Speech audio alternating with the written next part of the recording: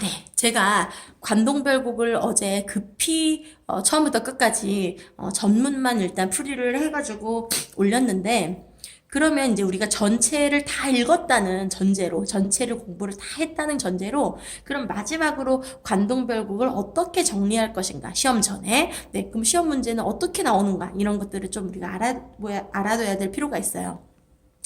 네, 관동별곡이 문제에 출제가 되면요. 첫 번째 문제는 거의 대부분 가사라는 이 관동별곡이 속한 갈래에 대한 문제가 출제가 됩니다. 갈래에 대한 문제. 이 갈래는 가사라 그랬었죠? 그죠? 가사. 네, 그래서 가사에 대해서 이해를 해야 되는데, 일단 가사는 몇 음보라 그랬죠? 4음보, 네 번으로 끊어 읽는 4음보고, 연속체다, 이런 얘기 했었어요. 그죠? 연속체. 연속체는요, 연구분이 없다는 뜻이에요. 연구분. 연이 구분되지 않고 쭉 그냥, 그죠? 써있다. 그리고 또 길이의 제한도 없다라는 겁니다. 네, 그래서 사음보 연속체라는 거 알아두시고, 그리고 가사가 언제 발생했는지 이런 것도 되게 중요합니다. 네, 고려 시대 때, 그죠? 고려 말에 이제 발생을 합니다. 고려 말에 발생을 해서 이게 이제 쭉 조선 시대 전체까지, 조선 후기까지도 계속 사용이 됩니다. 그러면 이제 이게 이제 조선 때 가장 많이 활발하게 쓰였는데, 그러면 조선 이제 초기에, 가사의 초기에는 그러면 어떤 계층이 있었을까요? 당연히 거의 대부분의 문학은, 그죠? 네, 누가 썼겠어요? 뭐 양반 계층. 그죠? 양반이나 뭐 높은 계층이 썼겠죠. 그러다가 이제 후기로 가면서, 그죠? 중기와 이제 후기를 넘어가면서 서민들의 문학이 됐다. 그죠? 서민들이 가사 문학에 참여를 하게 되었어요. 네, 그러면 초기에 양반들이 썼을 때는 형식을 잘 지켰을까요? 안 지켰을까요? 형식을 아주 잘 지켰어요. 그래서 대부분 정격가사입니다. 정격가사. 정격가사 기억나시죠? 마지막 줄이, 가사의 맨 마지막 줄이 시조의 종장의 형식, 시조 종장의 형식인 3, 5, 4, 3으로 끝나는 그 가사를 정격가사라 그랬었고요. 그리고 이제 후기에 이제 서민들로 확대가 되면서 이제 형식이 조금씩 무너지기 시작합니다. 그래서 변격가사가 나타나기 시작합니다. 네, 그래서 이제 뭐 이 3543을 안 지키는 거죠. 그죠? 네, 그래서 이런 것들이 나타난다는 거. 그리고 이 가사라는 갈래는요, 길이가 엄청 길죠. 그죠? 길이가 긴데, 또 운율이 있어요. 몇 음보, 4음보라는, 그죠? 운율이 있어요. 그럼 보세요. 가사라는 갈래에 대해서 문제 나올 때, 형식은 운문이고, 내용은 산문이다. 이런 말이 나옵니다. 이게 무슨 말이냐면 형식은 뭐가 있다고요? 운율이 있는, 그죠? 운율이 있는 운문으로 돼 있다. 그죠? 사음보라는 운율이 있다. 근데 내용은 또 기행문이란 말이죠. 그죠? 뭐 기행문이라든지 아니면 뭐 다른 가사는 뭐 수필이라든지 일기라든지 엄청 많습니다. 그래서 이 관동별곡 같은 경우는 기행문이기 때문에, 그죠? 내용이 기행문이기 때문에 산문이다. 그래서 문제에 형식은 운문, 내용은 산문 요렇게 이야기하기도 하고요. 그리고, 뭐, 운문과 뭐, 산문의 어떤 뭐, 과도기적, 뭐, 이런 말, 뭐, 과도기, 뭐, 이런 말도 나오고요. 그리고, 우리가 문학을 네 가지로 크게 나누거든요. 서정, 서사, 교술. 네, 이렇게 나누는데, 서정은 뭐 시 같은 거고, 서사는 소설 같은 거, 극은 뭐 희곡 같은 거고요. 시나리오나, 교술은 수필 같은 겁니다. 그런데 이 가사는요, 교술 문학에 속한다. 요런 말도 나올 수 있습니다. 됐죠? 그래서 이제 이 갈래에 대한 어떤 그 설명들이 첫 번째 문제에 나올 가능성이 크다. 네. 그래서 뭐 고려 말에 발생했고, 뭐 조선 초기에는 뭐 양반들이 썼던 정격 가사. 그럼 양반들이 썼으면 주제가 뭐겠어요? 뭐, 유교적인, 그죠? 뭐, 임금님에 대한 충성심이라든지, 그치? 아니면 뭐, 자연에 대한 유교적이거나 어떤 자연 친화, 이런 걸 노래하는 게 많았고요. 그리고 후기로 갈수록 뭐, 서민들의 어떤 진솔한 생활 감정, 뭐, 이별이라든지, 사랑이라든지, 이런 진솔한 생활 감정이 많아집니다. 됐죠? 그죠? 뭐 교술 갈래나 이런 얘기도 나올 수 있습니다. 네, 그래서 이게 이제 가사라는 갈래에 대한 이해가 이제 첫 번째 문제에 나올 수 있다. 그다음에 두 번째 이제 우리가 관동별곡을 공부를 할 때 정리를 해야 할 것은 뭐냐면 장소별로 얘가 어디를 갔는데 거기에서 뭘 했는지 그게 진짜 중요합니다. 네, 그리고 장소별로 자 어딨죠? 장소별로 어디를 가서 뭘 했는가 그거 굉장히 중요해요. 네, 처음에 지금 보자. 그 장소에 처음에 서사, 분사, 결사로 돼 있다 그랬어요. 그죠? 네, 근데 서사에 처음에 어디 있었어요? 강호의 병이 깊어 둥림에 누워 있었다. 그죠? 이 둥림이 어디였냐면 전남 창평이라고 했었어요. 그죠? 전남 창평. 이 전남 창평에서 임금님이 너 강원도 관찰사 해. 그래서 얘가 서울로 올라와서 임명장, 그죠? 네, 옥절이라는 거 받고, 그죠? 서울로 올라와서 옥절을 받고 그리고 나서 얘가 뭐 평구역에서 말 갈아타고 그리고 뭐 흑수로 돌아들어서 그리고 뭐 어디 갔었죠? 섬강은 어디매요? 그리고 티약이 여기로다. 이렇게 여기까지 이동을 하고 했습니다. 여기까지 이동을 했어요. 이동을 했다는 거. 그래서 그러면 이제 처음에 여기에서 중림에서 서울 갔다가 평구형, 흑수, 섬강, 티약까지 엄청 빨리 이동했다는 거. 그거 정리하시고요. 그다음에 본사에서 어디를 갔는지. 자, 한번 다시 한번 체크해 볼게요. 자, 본사에서 처음에 쭉 뭐 소양강 나린물이 보세요. 소양강 나린물이 소양강 갔습니다. 그다음에 쭉 보니까 동주에서 밤을 겨우 새어서 동주 그리고 북간정에 올라오니 북간정에 갔네요. 그 다음에 삼각산 제일봉 아니고 그 다음에 궁왕대걸터를 갔어요. 그 다음에 회양이란 지역을 갑니다. 그 다음에 쭉 보니까 왕중이 무사하고 화천 시내길이 어쩌고 됐고 그 다음에 어디를 갔느냐. 그 다음에 어디 갔냐면 만폭동에 갔네요. 만폭동. 네, 그 다음에 금강대. 쭉 보니까 그 다음에 정양사 진월대에 갔네요.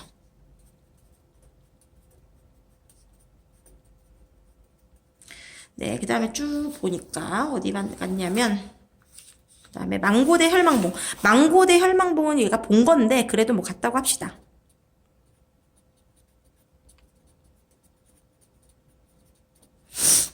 그 다음에 쭉 보니까 개심대 나오네요. 결사 여기다 쓰면 안 되겠다. 개심대.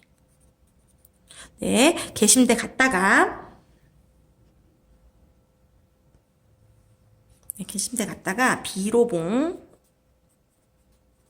예, 이것도 뭐 중요한 부분이니까 그 다음에 사자봉. 원통골 가는 길로 사자봉을 찾아가니 그 다음에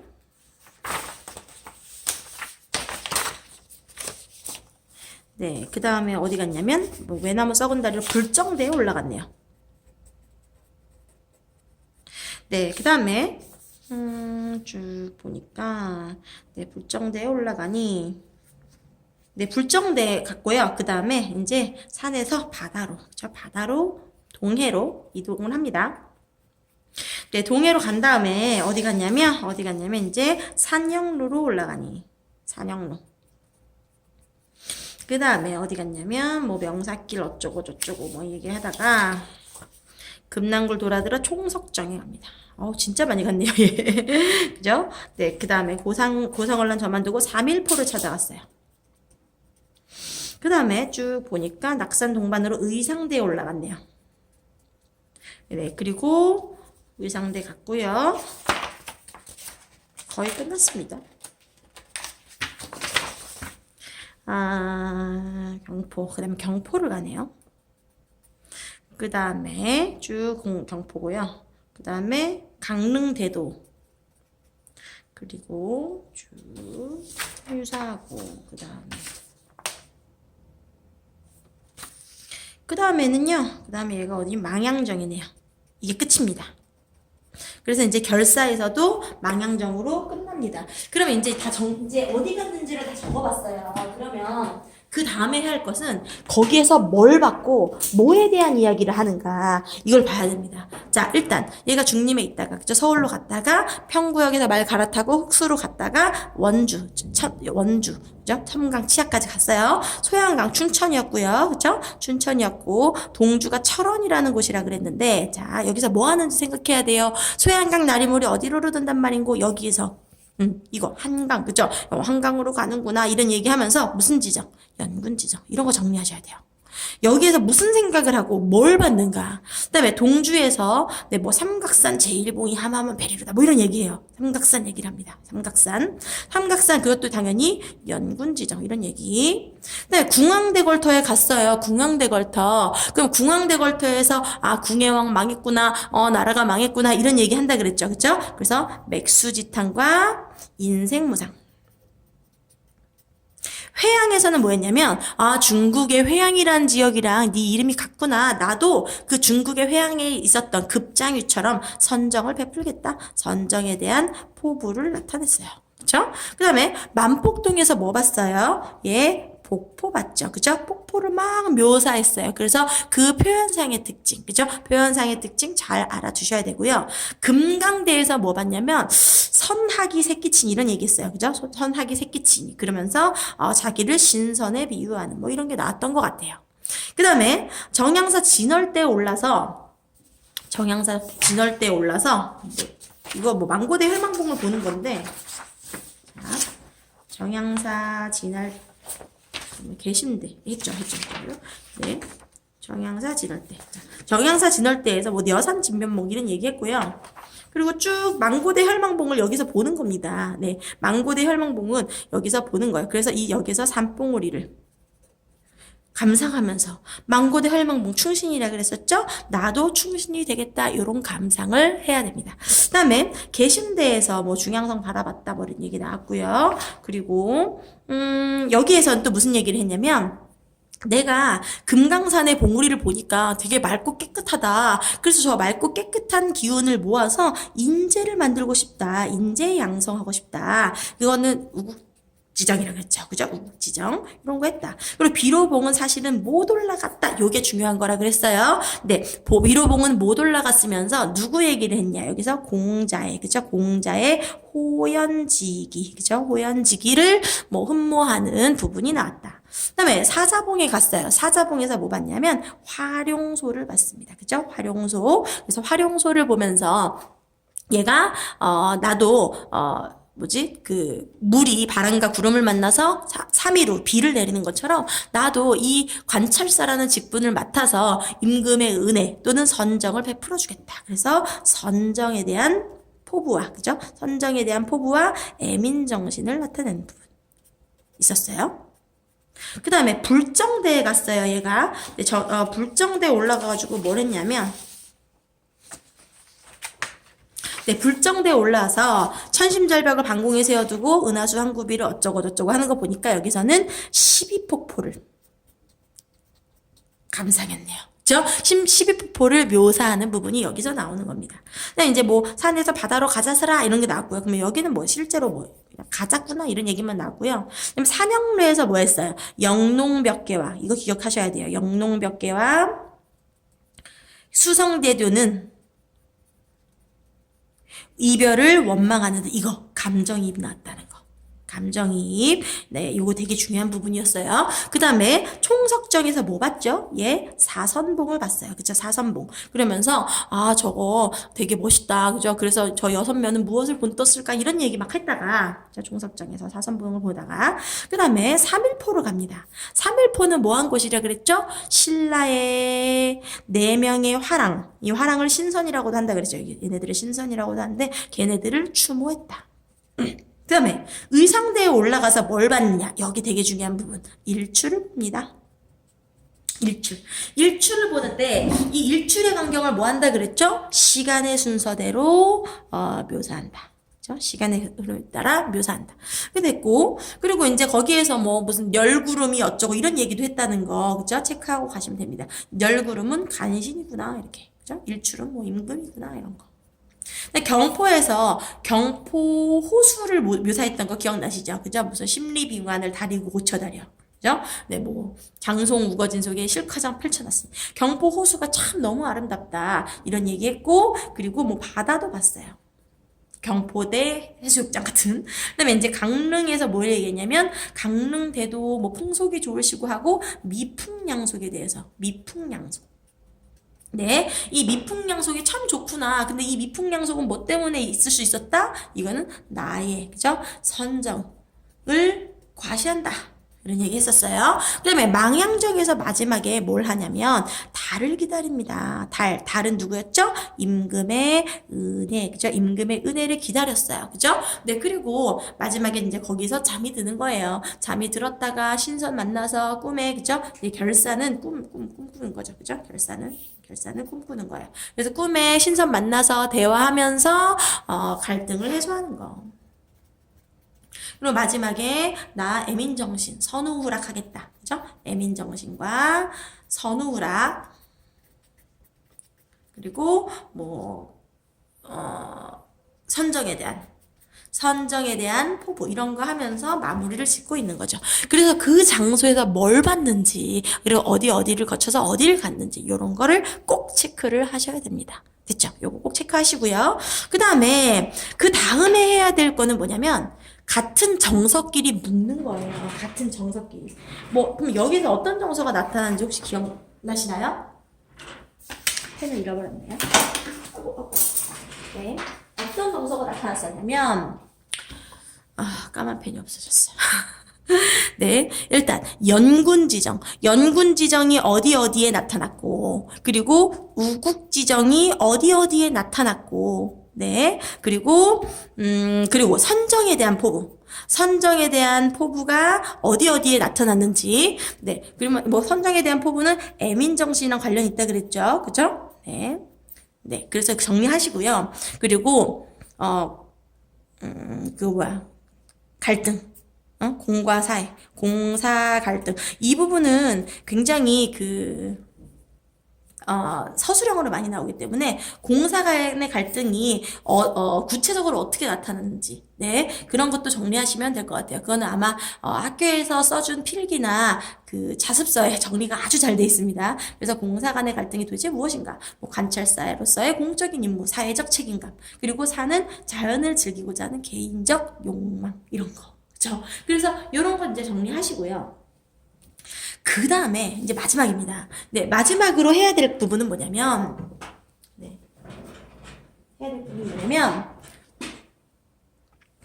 혹시 미의식이라는 문학작품의 미적 범주 또는 미의식이라는 게 있어요. 네, 요거까지 하면 이제 관동별걸 거의 완벽하다고 할 수 있는데 이 미적 범주가 뭐냐면요. 문학에는 크게 4가지의 미적 범주가 있어요. 첫 번째가 뭐냐면 우암입니다. 두 번째 숭고미, 세 번째 비장미, 네 번째 골개미예요. 우암미, 숭고미, 비장미, 골개미 요 4가지를 꼭 기억을 하셔야 되는데 근데 그러면 어느 부분에서 우암미가 나타나고 어느 부분이 숭고미가 나타나고 이런 거 찾는 겁니다.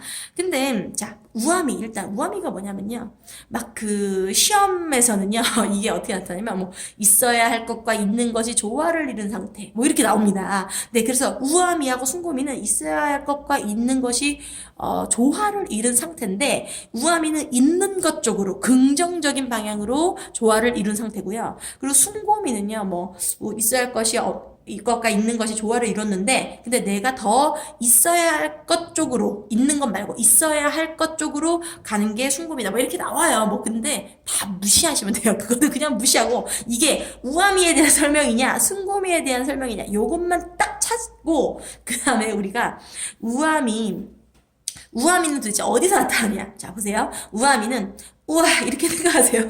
네, 너무 무식한 방법이긴 한데 우와 우리가 어떨 때 우아합니까? 네, 와우 이겁니다. 네, 우와 너무 아름다울 때 내가 딱 봤는데 너무 아름다워요. 그래서 감탄을 하잖아요. 얘가 졸라 멋있어 하고 감탄을 하면 그냥 우암이라고 생각하시면 돼요.